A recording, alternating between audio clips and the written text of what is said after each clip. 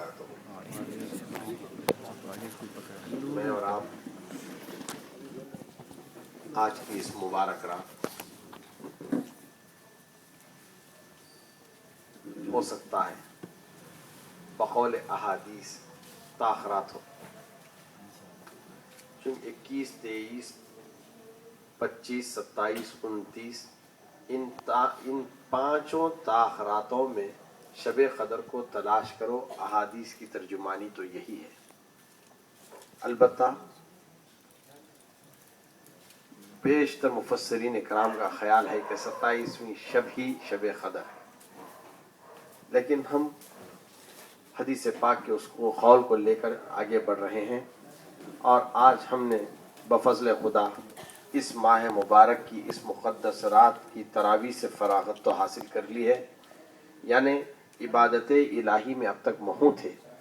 چونکہ نزول قرآن کا مہینہ بھی ہے تو اب تک ہم تلاوت قرآن میں مسرور بھی ہو رہے تھے۔ بعد اس کے اب ہماری دل کی تپش کو اور بڑھانے کے لیے یہ ساری چیز کافی نہیں ہوتی۔ جیسے کہ کہا گیا، عبادت کرنا بندے کا کام ہے، قبولیت کے درجے کو پہنچانا مولا کا کام ہے۔ سبحان اللہ۔ تو جس چیز پر ہم فخر کرتے ہیں وہ نعت سرور کونین صلی اللہ تعالی علیہ وسلم ہے۔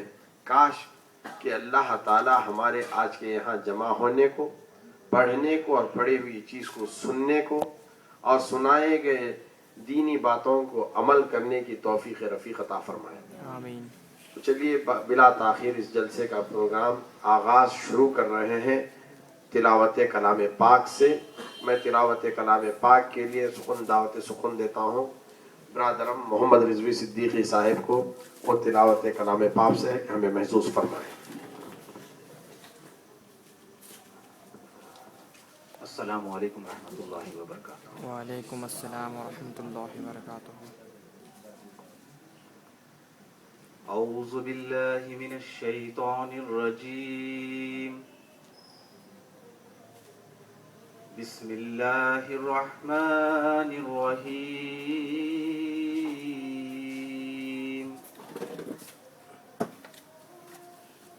الرحمن علم القرآن،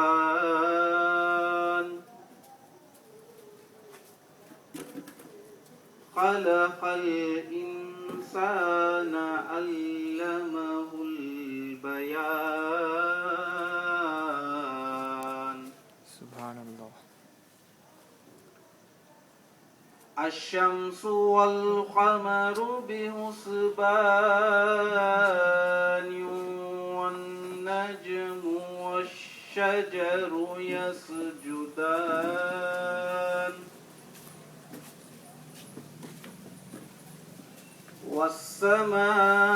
والسماء رفعها ووضع الميزان ألا تطغوا في الميزان،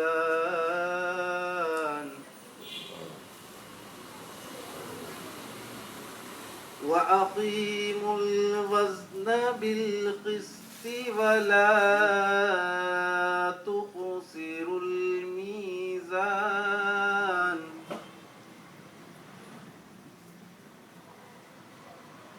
والأرض وضعها للأنام فيها فاكهة والنخل ذات الأكمام،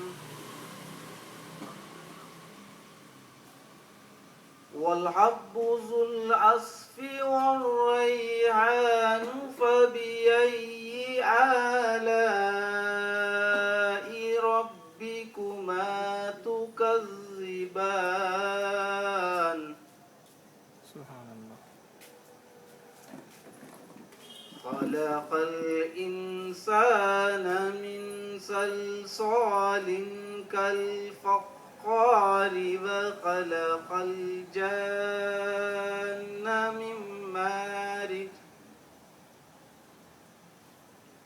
وخلق الجن من مارج من نار،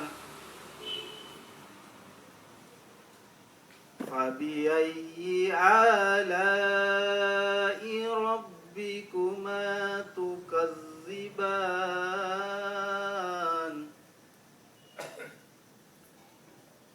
رب المشرقين ورب المغربين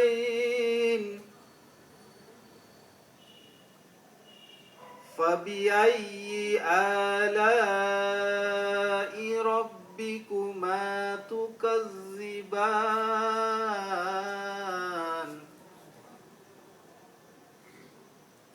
آمنت بالله صدق الله العظيم